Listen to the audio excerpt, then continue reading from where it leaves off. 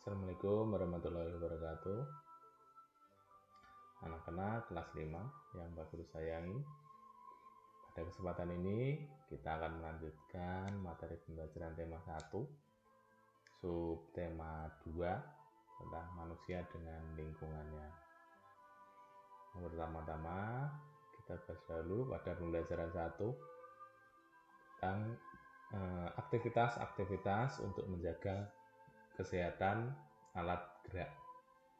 Kemarin sudah dibahas ya, alat gerak itu apa saja. Yang pertama ada otot, yang kedua ada tulang. Otot itu alat gerak aktif, sedangkan tulang alat gerak pasif. Sekarang kita lanjutkan tentang tata cara menjaga agar otot dan tulang tetap kuat, tetap sehat ya.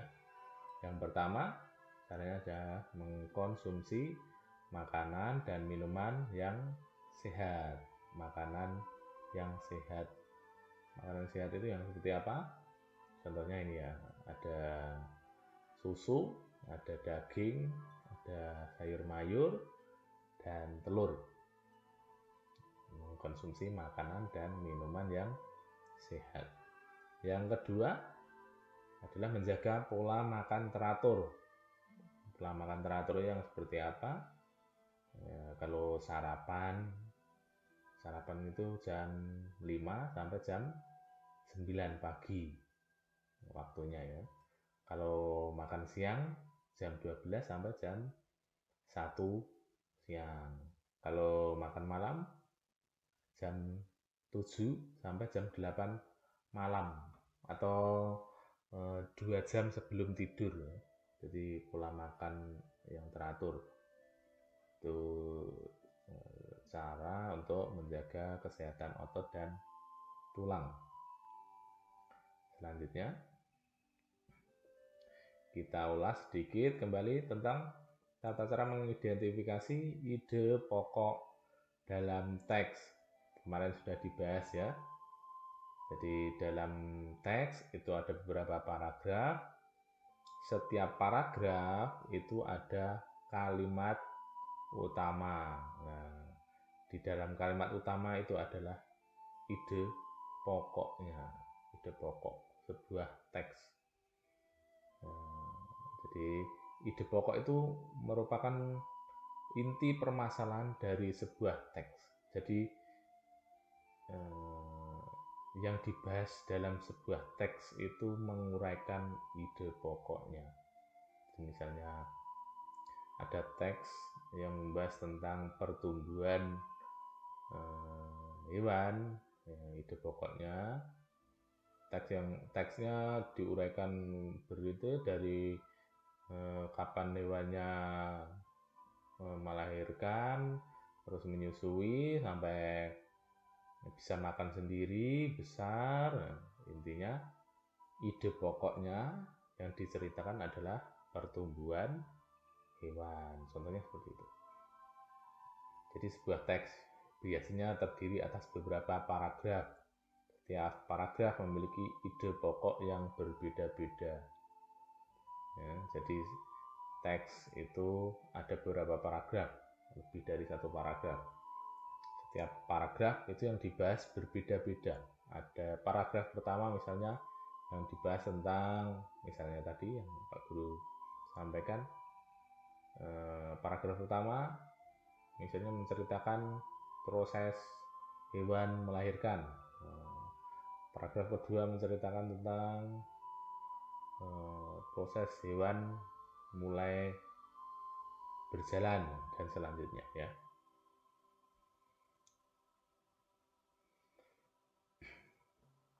Nah, kita lanjutkan tentang tulang sebagai alat gerak manusia. Tulang sebagai alat gerak pasif ya. Jadi tulang itu fungsinya yang pertama fungsinya menopang tubuh. Jadi tubuh kita bisa berdiri tegap, duduk tegap itu karena adanya tulang. Coba kalau tubuh kita tidak ada tulang, pasti lemes ya. Yang kedua, memberi bentuk tubuh. Jadi ada kepala, ada tangan, ada badan, ada kaki ya. Bisa berbentuk karena adanya tulang. Yang ketiga, tempat melekatnya otot-otot. Jadi otot-otot sebagai alat gerak apa? Alat gerak aktif. Nah, jadi otot itu juga melekat pada tulang. Ya. Selanjutnya, tulang itu ada berapa macam? Sebentar, kita ulangi. Tulang itu ada beberapa macam.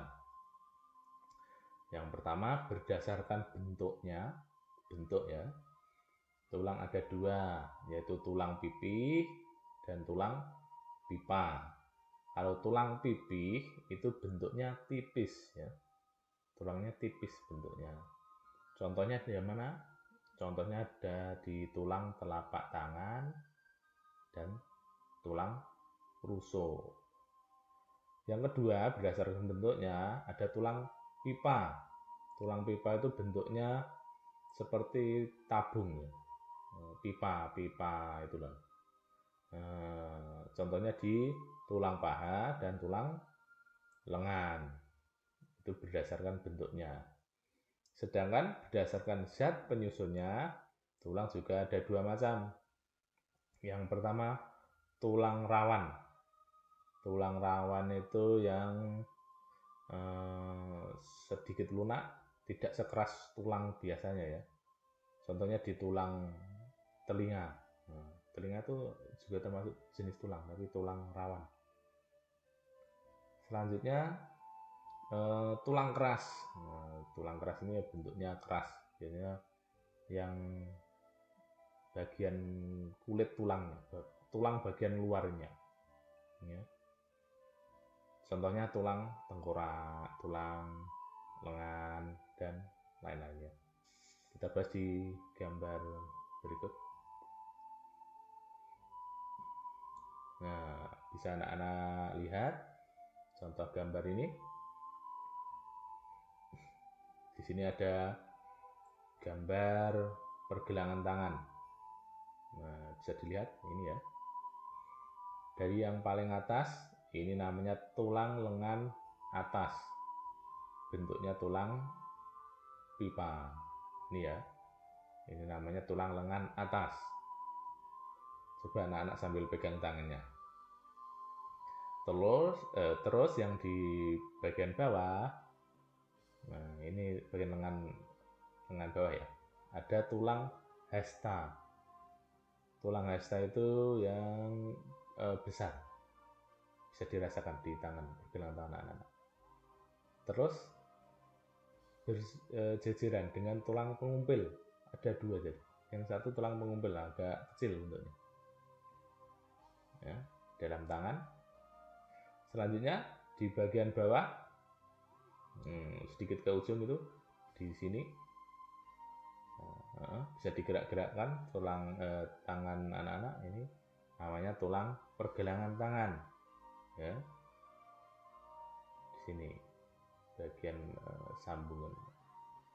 Terus di sebelah sini namanya tulang telapak tangan. Nah, bagian tengah ya. Bagian tengah itu namanya tulang telapak tangan. Nah, sedangkan di ujung-ujung ini tulang jari tangan ya. Jadi ini tadi adalah susunan tulang pada pergelangan tangan ya, sistem gerak atas manusia. Nah, kita lanjutkan. Di samping ini ada gambar tulang sistem pergerakan bawah manusia, itu dari punggung sampai ke ujung jari kaki.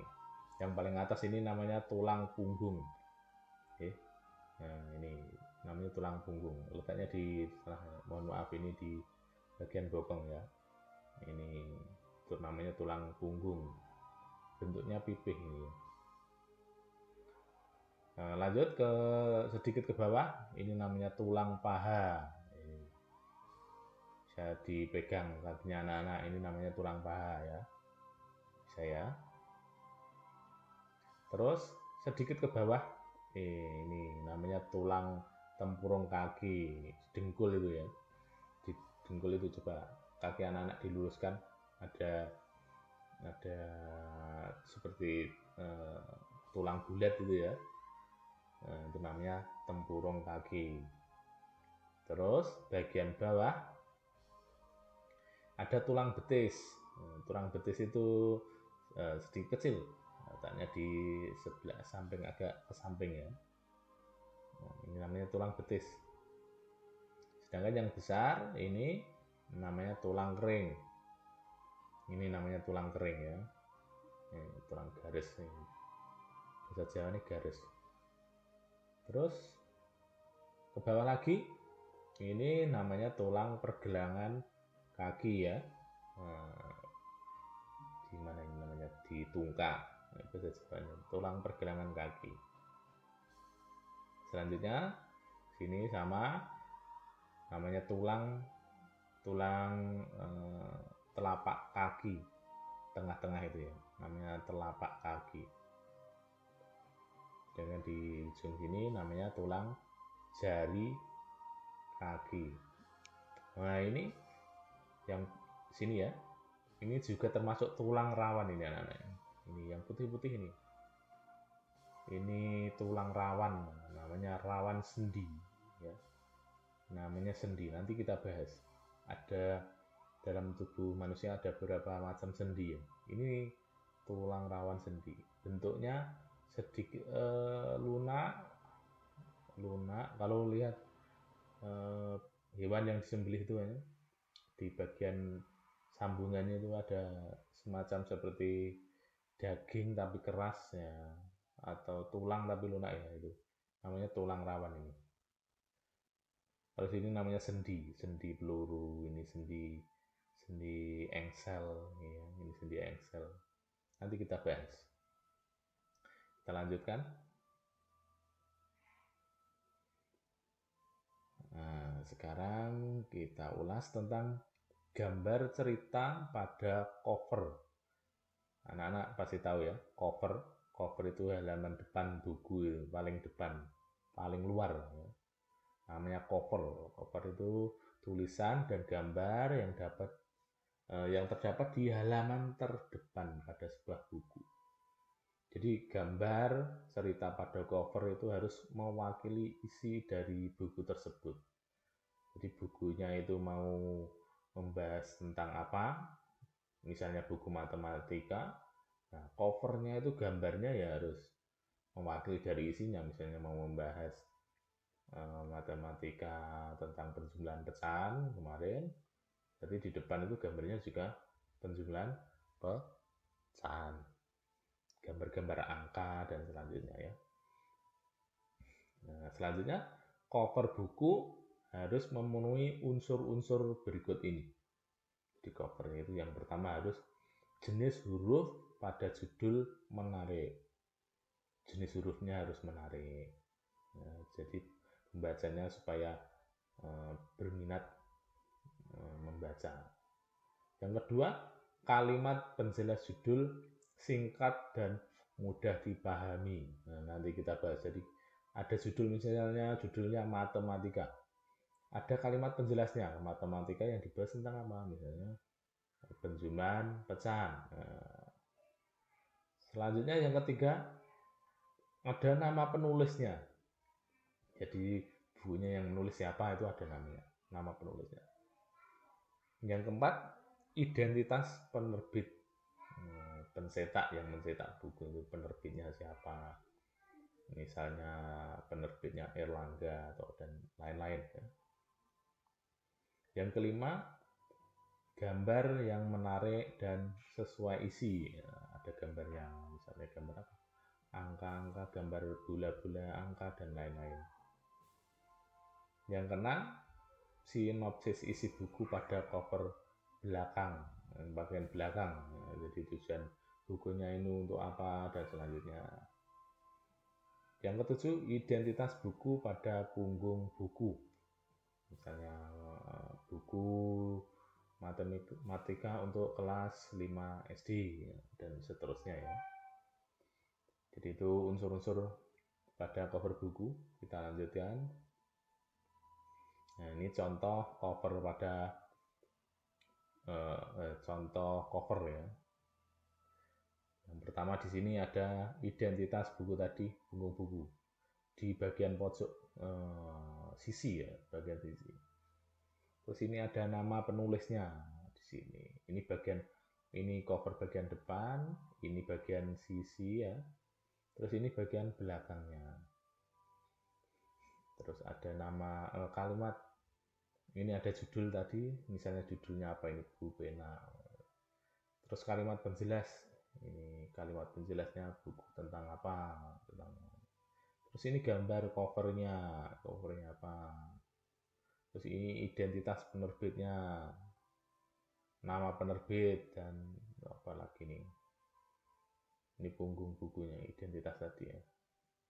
Jadi seperti itu. Coba kalau anak-anak ada buku paket itu dilihat ada judulnya apa, kalimat penjelasnya apa, nama penulis, gambar cover, dan selanjutnya.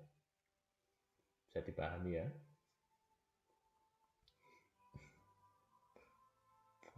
Kita lanjutkan. Kembali kita ulas tentang menemukan ide pokok dalam teks lisan. Nah, teks itu kalau teks bacaan itu kan berarti teks yang harus kita baca. Sedangkan lisan itu berarti teks yang kita dengarkan. Berarti ada yang membacakan. Ya. Lisan. Jadi teks lisan merupakan hasil pembicaraan seseorang ataupun hasil percakapan. Misalnya percakapan atau teks tulis yang dibacakan oleh gurumu. Nah, misalnya Pak Guru membacakan sebuah cerita, kemudian anak-anak mendengarkan. Itulah teks lisan. Nah, selanjutnya cara menentukan ide pokok pada teks lisan. Yang pertama, dengarkan teks dengan sungguh-sungguh. Yang kedua, catatlah permasalahan atau peristiwa yang dibicarakan dalam teks. Diingat-ingat ya. Yang ketiga, tentukan topik serta kalimat utama yang menjadi inti pembicaraan dari teks lisan tersebut.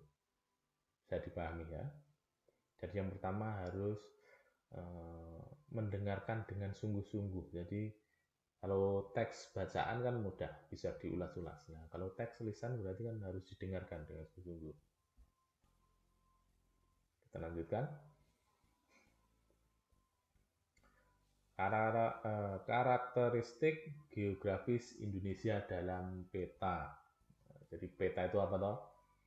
Peta adalah gambaran seluruh atau sebagian permukaan bumi.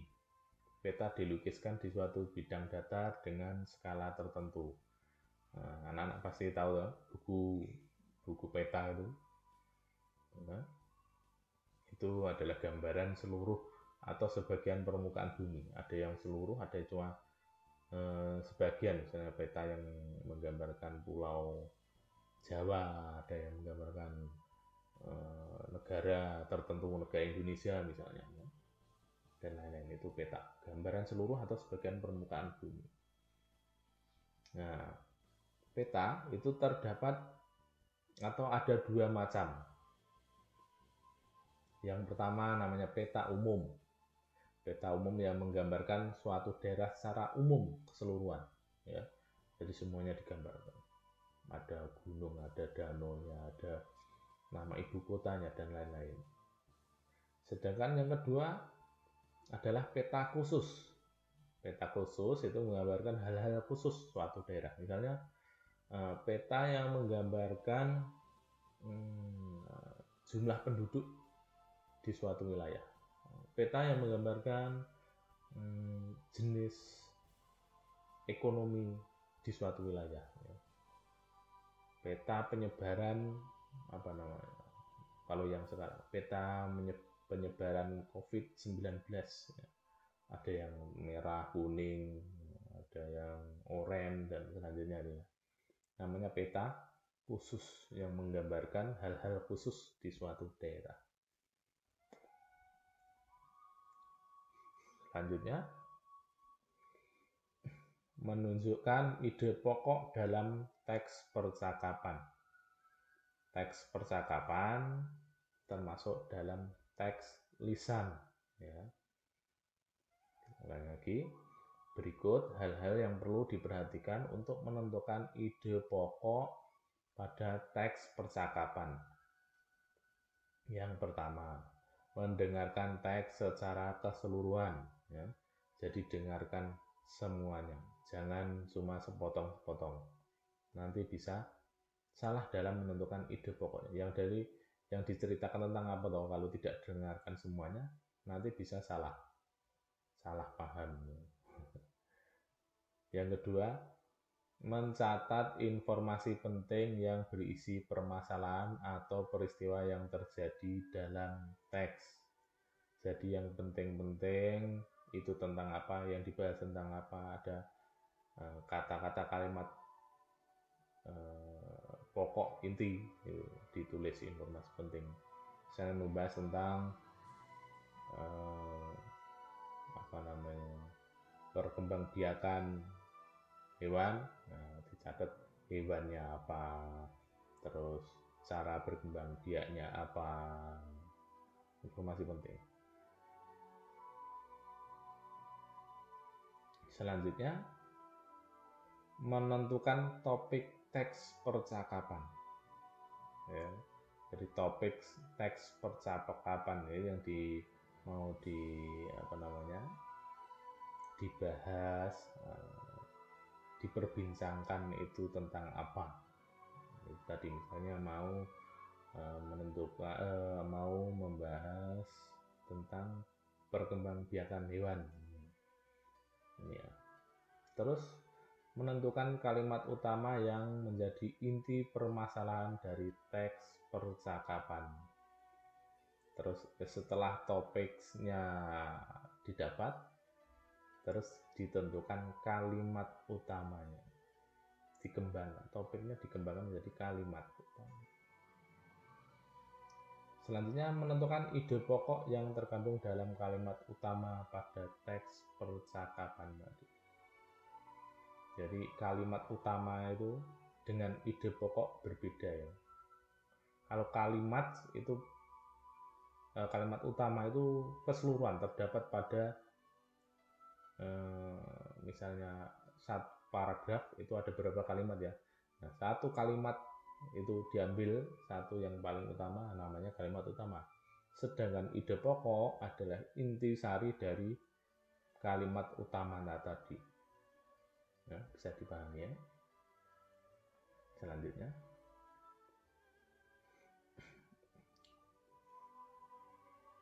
kita bahas tentang nilai-nilai luhur Pancasila dalam kehidupan sehari-hari. Jadi negara Indonesia adalah negara yang besar. Hal tersebut tercermin dalam kondisi geografis Indonesia dan keragaman masyarakat di dalamnya. Jadi kalau anak-anak tahu, Indonesia itu ada lebih dari 300 suku bangsa. Sukunya banyak Indonesia itu, lebih dari 300. Contohnya apa yuk? Suku Jawa, Madura, Batak, Sunda dan lain-lain. Sukunya Indonesia ada 300 lebih. Selanjutnya budayanya ada kurang lebih ada berapa? 800 jenis budaya di Indonesia. Apa contohnya ya? Budaya di sekitar kita. Misalnya batik, terus tari, terus apa lagi? Wayang ya. Nah, contoh budaya yang ada di Indonesia. Kurang lebih ada 800 jenis budaya. Lebih ya. Selanjutnya keragaman yang ada di Indonesia dari agamanya. Agama di Indonesia itu kurang lebih ada berapa yang diakui? Ada 6 ya.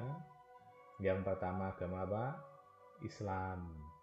Islam itu tempat ibadahnya di masjid.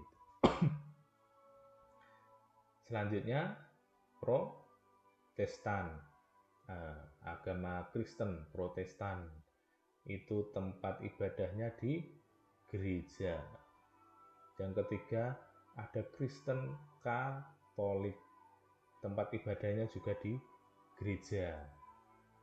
Ada lagi agama apa? Hindu. Agama Hindu itu tempat ibadahnya di pura. Hindu di pura. Ada lagi Buddha di wihara. Yang terakhir yaitu Konghucu. Konghucu itu di apa namanya itu? Kelenteng ya, di kelenteng. Jadi dari berbagai keragaman yang ada di Indonesia itu tadi harusnya tidak membuat Indonesia menjadi bangsa yang terpecah belah, jadi malah menjadikan Indonesia yang berwarna-warni, beraneka ragam dengan keindahannya. Maka dari itu kita harus tetap bersatu dengan berdasarkan nilai-nilai luhur Pancasila ya, dan Undang-Undang 1945 yang sesuai dengan semboyan bangsa Indonesia atau motonya, yaitu Bhinneka Tunggal Ika. Bhinneka Tunggal Ika, yang artinya berbeda-beda tetap satu tujuan. Ya, perlu diketahui kalau Bhinneka Tunggal Ika itu diambil dari Kekawin Jawa. Kekawin itu puisi ya, puisi Jawa, ciptaan Empu Tantular. Empu Tantular itu hidup pada zaman kerajaan Majapahit ya, yang terkenal Empu Tantular. Majapahit pada saat kerajaan pada saat Raja Hayam Wuruk ya. Dari kitab Sutasoma pada zaman kerajaan Majapahit, Bhinneka Tunggal Ika.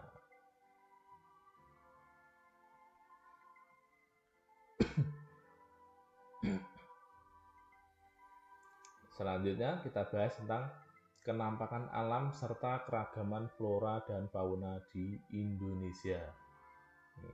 Dari berbagai pulau ada berbagai kenampakan alam serta keragaman flora dan fauna.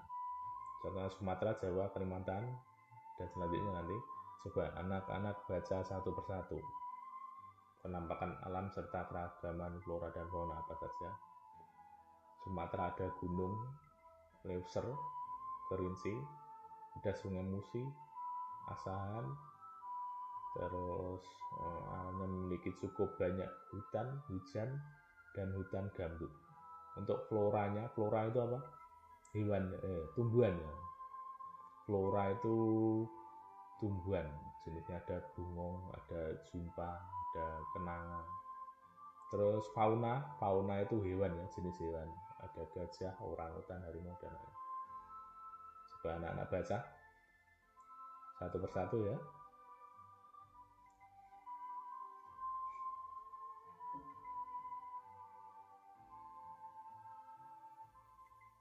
Kita lanjut. Keragaman di Pulau Sulawesi dan Kepulauan Nusa Tenggara dan Bali. Ada juga di Kepulauan Maluku dan Papua.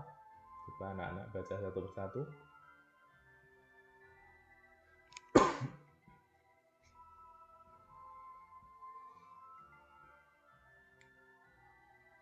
Kita lanjutkan ya.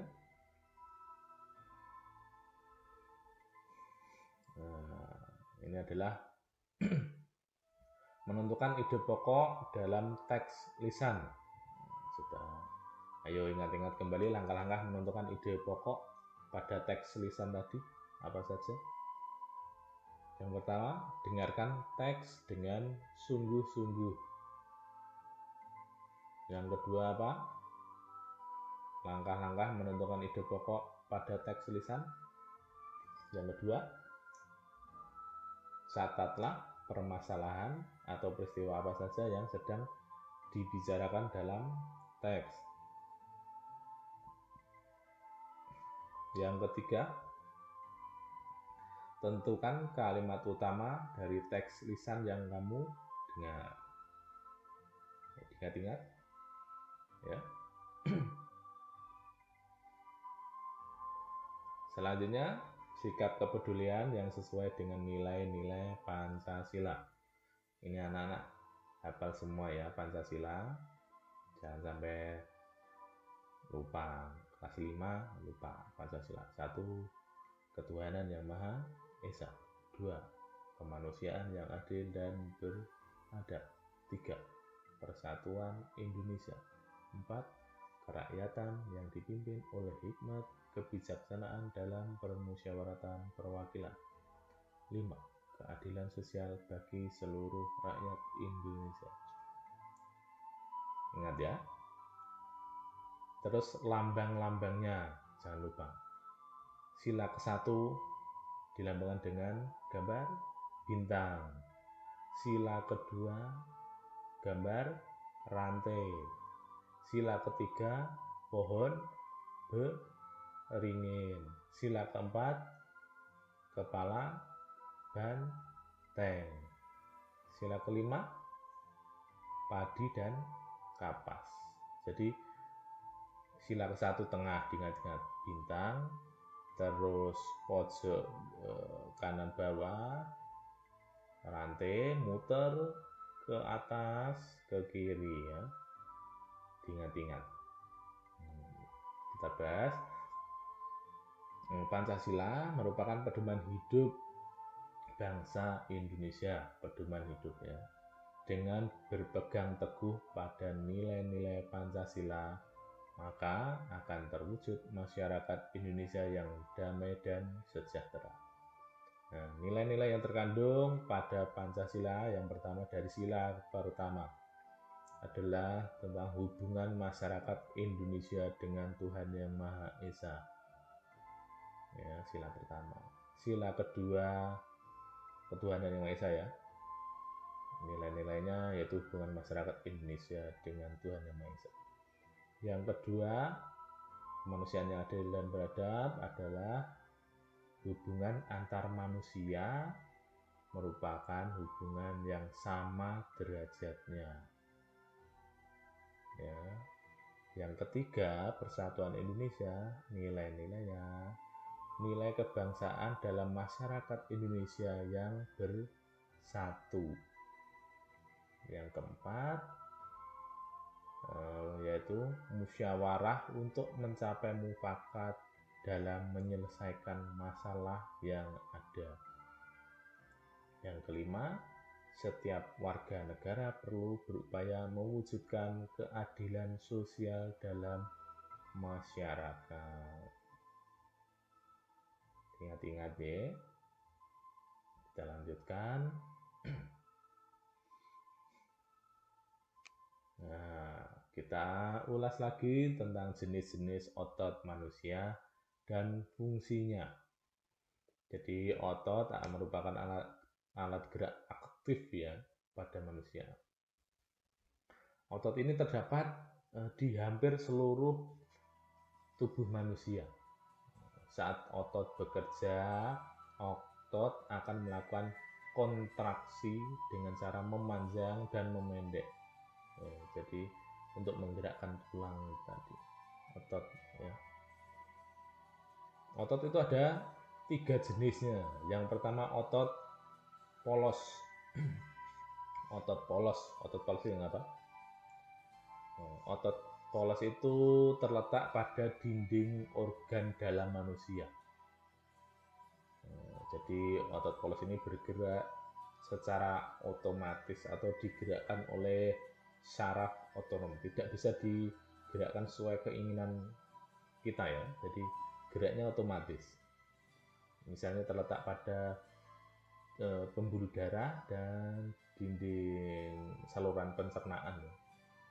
Jadi otot polos ini terdapat pada organ dalam manusia, bergerak secara otomatis, digerakkan oleh syaraf otonom.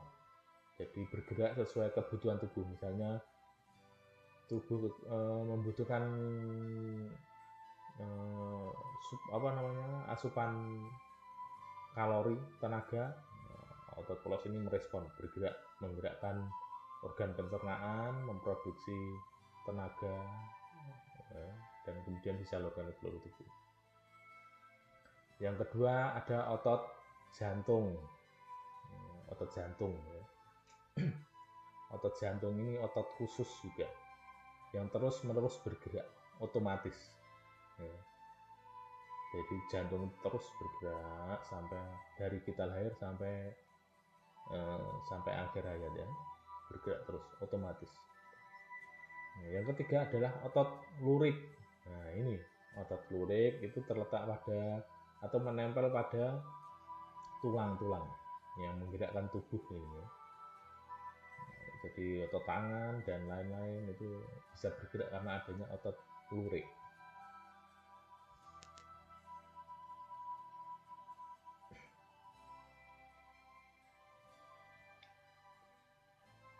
Selanjutnya kita ulas kembali mengidentifikasi ide pokok dalam teks lisan. Jadi ide pokok merupakan inti pembahasan dari suatu teks. Kita ingat-ingat. Kemudian langkah-langkah yang perlu diperhatikan untuk mengidentifikasi ide pokok dalam teks lisan. Guru ulangi lagi, ingat-ingat ya. Langkah-langkah yang perlu diperhatikan untuk mengidentifikasi ide pokok dari teks lisan. Yang pertama, dengarkan teks dengan sungguh-sungguh. Yang kedua, catatlah semua peristiwa yang sedang dibicarakan dalam teks.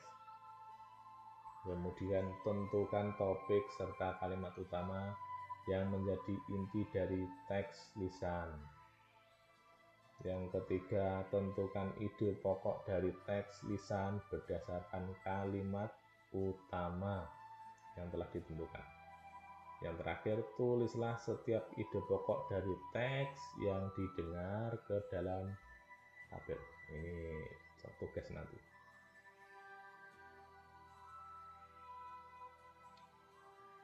Nah, ini ada contoh ragam gambar pada cover. Ragam cover dibagi menjadi dua. Yang pertama, cover berdasarkan kebutuhan buku. Kebutuhan buku, misalnya gambarnya menggambarkan buku pendidikan ya, mestinya gambarnya seperti contoh ini.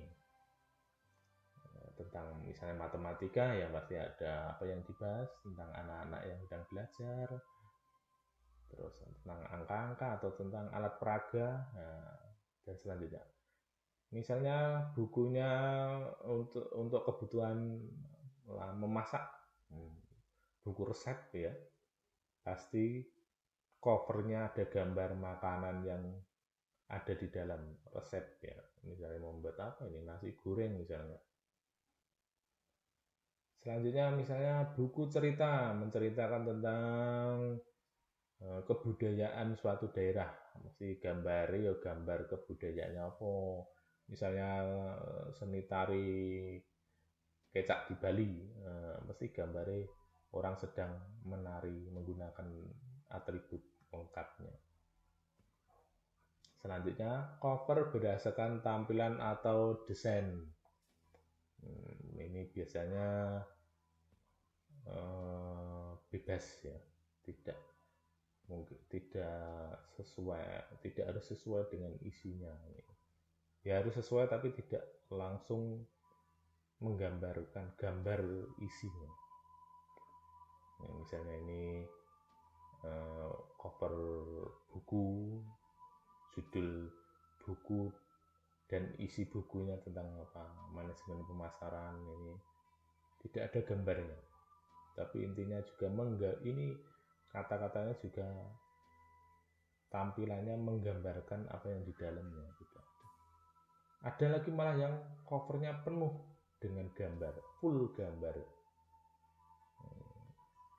Ini adalah cover berdasarkan tampilan atau desain.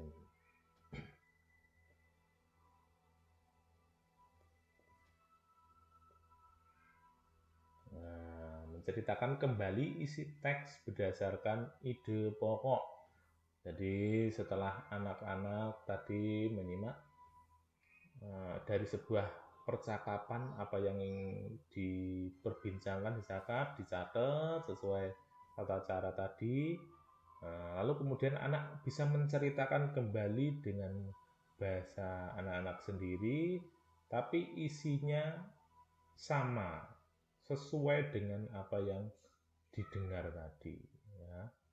Jadi berikut adalah langkah-langkah menceritakan kembali isi sebuah teks berdasarkan ide pokok. Yang pertama, catatlah informasi-informasi penting yang disampaikan dalam teks. Yang kedua, buatlah ide pokok dari teks yang dibaca atau didengar. Yang ketiga, buatlah kalimat utama yang berisi ide pokok tersebut. Yang keempat, buatlah beberapa kalimat yang berisi informasi-informasi penting dari teks. Yang kelima, perhatikan ejaan dan pemilihan kata saat membuat kalimat. Yang keenam, kemudian kita susun kalimat utama dan kalimat pengembang sehingga menjadi teks baru yang urut, rinci, dan benar, ya. Jadi ini sudah dibahas mulai pembelajaran 1 kemarin di video satunya, ya. Nanti anak-anak ulas kembali. Kalau yang kemarin belum paham, diulas lagi, terus dilihat yang ini. Jadi supaya runtut dan benar. Nah, selanjutnya kita bahas tentang sendi-sendi pada tulang dan macam-macam gerak otot. Jadi tulang satu dengan tulang yang lainnya itu dihubungkan dengan yang namanya sendi, ya. Seperti gambar tulang tadi sedikit Pak Guru bahas. Ini gambar tengkorak atau organ semua organ gerak manusia. Dari yang atas tengkorak ada anggota badan. Nah, ini ada anggota pergelangan tangan, anggota pergelangan kaki. Nah, misalnya ini anggota pergelangan kaki ini dari paha atas dan bawah, di tengah ini ada yang namanya sendi yang menghubungkan. Jadi pisah-pisah dihubungkan di sini, dihubungkan oleh sendi, ya. Di atas sini paling atas namanya sendi putar di leher, ya, namanya sendi putar, dapat digerakkan dengan memutar. Nah, jadi ke semua arah bisa. Coba anak-anak putarkan kepala, bisa loh. Digelengkan juga bisa, dianggukkan juga bisa. Dalam leher itu ada sendi putar. Selanjutnya di pergelangan tangan ini ada sendi engsel. Hanya dapat digerakkan satu arah, ya. Engsel itu seperti engsel itu hanya satu arah, ya. Maju mundur, ya. Engsel, paham, ya.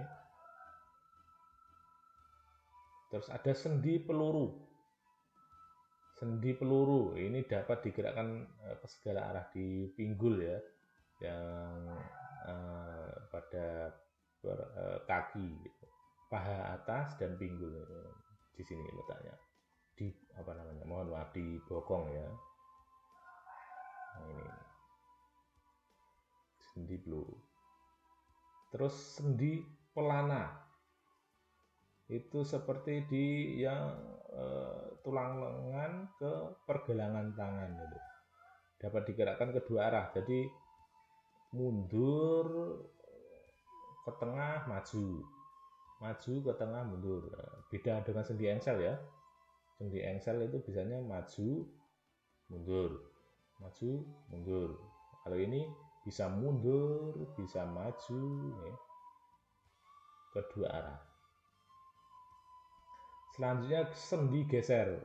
Nah, ini hanya dapat menggeser letaknya di pergelangan kaki, bisa digeleng-gelengkan ya pergelangan kaki.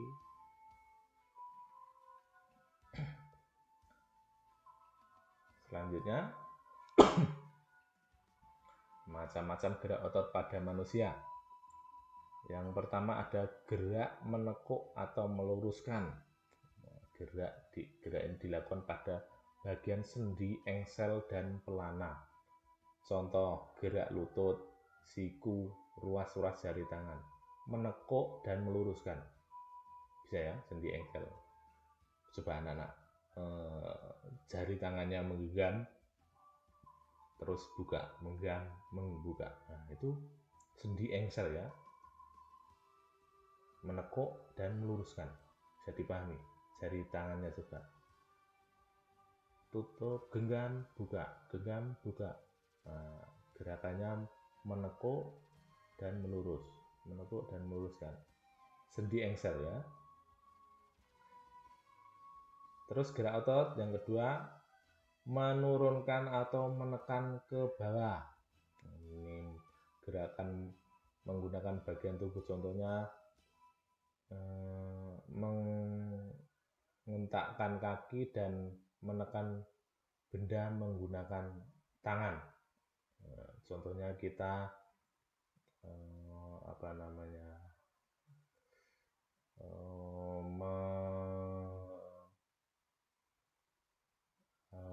coba ada bola, kita penyokkan bolanya. Nah, itu contoh menekan.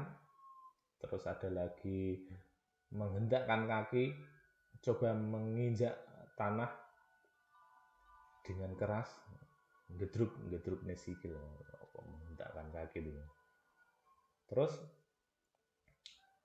gerak menaikkan. Gerak ini dilakukan menaikkan bagian tubuh, contohnya mulut terbuka kemudian menutup. Nah, ini contohnya ya. Gerakan otot pada manusia. Bisa membuka dan menutup kembali. Terus gerak memutar. Nah, ini dilakukan oleh sendi putar dan sendi peluru. Contoh kepala menengok kiri, kanan kiri ya. Kanan kiri memutar, geleng-geleng dan terus gerak menjauhkan dan mendekatkan tubuh. Contoh gerakannya itu merentangkan tangan dan menggerakkan kaki ke arah samping. Ya, bisa ya, dibegar nih, didekatkan, begar. Ya. Nah, selanjutnya menggambar cover. Jadi gambar sebuah cover itu sebaiknya memiliki unsur-unsur berikut. Yang pertama, judul dengan jenis huruf yang menarik atau mencolok. Judulnya, jenis hurufnya yang menarik dan mencolok. Misalnya gambarnya ungu. Judulnya dengan warna yang hijau atau merah yang mencolok. Terus kalimat penjelas judul singkat dan mudah dipahami. Misalnya judulnya matematika, kalimat judulnya isinya apa? Misalnya tadi apa? Penjumlahan pecahan, singkat dan mudah dipahami. Terus nama penulis, nama penulisnya siapa? Terus identitas penerbit, yang menerbitkan siapa, misalnya Erlangga dan lain-lain. Terus gambar yang menarik, gambar covernya itu. Sinopsis isi buku pada cover belakang, yang di belakang isinya menggambarkan apa buku ini, tujuannya untuk apa dan lain-lain. Identitas buku pada punggung buku ya. ini punggungnya itu. Demikian anak-anak pembelajaran pada tema 1 subtema 2 ini mungkin sedikit panjang, mohon karo kurang jelas diulang-ulang videonya, tidak harus sampai selesai. Jadi misalnya tadi sampai 3 halaman, ya dilanjut besok lagi, diputar 3 halaman, diputar lagi 3 halaman gitu ya. Jadi yang penting terus-menerus diulangi sampai paham. Ini Pak Guru upload ke YouTube Pak Guru supaya lebih mudah dibuka, HP-nya tidak full memorinya ya. Jadi kalau ada sinyal mungkin bisa disimpan di YouTube-nya. Kalau sinyalnya lancar ya online saja ya. Demikian yang Pak Guru sampaikan. Kalau ada yang ingin ditanyakan bisa ditanyakan di grup ya. Nah, untuk tugasnya nanti menyusul, Pak Guru susulkan. Sekian, wassalamualaikum warahmatullahi wabarakatuh.